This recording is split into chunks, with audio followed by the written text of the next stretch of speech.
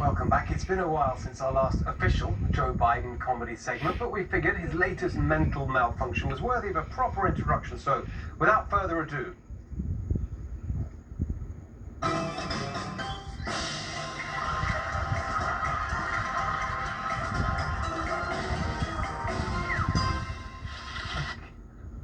right, Biden was asked this week if he's taken a cognitive test, a completely valid question given his obvious physical and mental decline. Didn't handle it well. Have you taken a cognitive No, test? I haven't taken the test. Why the hell would I take a test? Come on, man. That's like saying you, before you got in this program, you take a test where you're taking cocaine or not. What do you think, huh? Are you a junkie? Why the hell would he take a test? I think he provided the answer right there.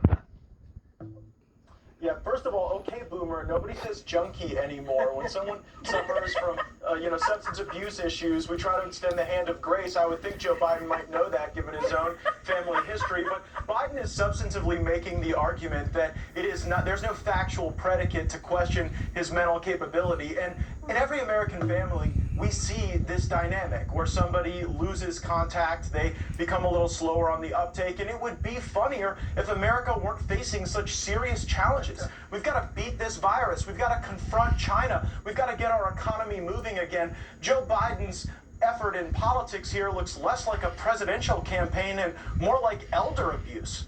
Okay. Sarah, go on. I don't even think I could top that, but it's like, what Matt said, everything Matt said and more. It's like the elephant in the room. Remember that commercial, Steve? There was an elephant in the room. It was about alcoholism, and everybody just walked around the big elephant in the house that was knocking everything down. I feel like that's what's happening here with former Vice President Joe Biden. We all see these signs. Everybody knows it. That's why these journalists are asking questions and, saying, hey, have you taken the cognitive test? And it did sound like he was a throwback to the 1960s or something, like, hey, come on, man. Every time he gets there, he kind of goes back there. I actually think it's quite sad, and I'm frankly very worried, and I'm really worried that the Democratic Party and the never-Trumpers like Anthony Scaramucci are willing to ignore all that just because they hate Trump so much and the American people who voted for him. Exactly, and the other big point here is that it really emphasizes the importance of the choice he's about to make, maybe as early as tomorrow we hear, for Vice President. Matt, where do you see that situation right now? Well, I mean, Joe Biden wants to pick Susan Rice. That's the pick he wants to make, and frankly, she's deeply flawed, and we would love that on our side.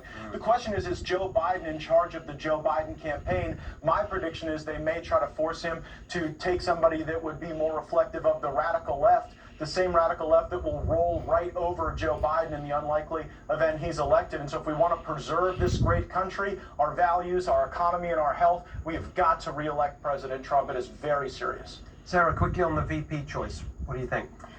Look, I think it is going to be Susan Rice because I think they're going to try to play everyone. I think that the Democrats believe that they're going to be able to control this beast that they actually have supported over the past year, the beast of rioters and these leftist extremist groups. So I believe we do have a choice, just like Max said. It's between American principles and the foundation of our country or the radical Marxist leftists. And this is the most critical election in modern American political history, I believe. It could fundamentally change this country forever. I agree. Well, quick thought from me, if it is Susan Rice, that is a massive gift to the Trump campaign. We'll be covering it. That is all for tonight. See you next Sunday when the next revolution will be televised.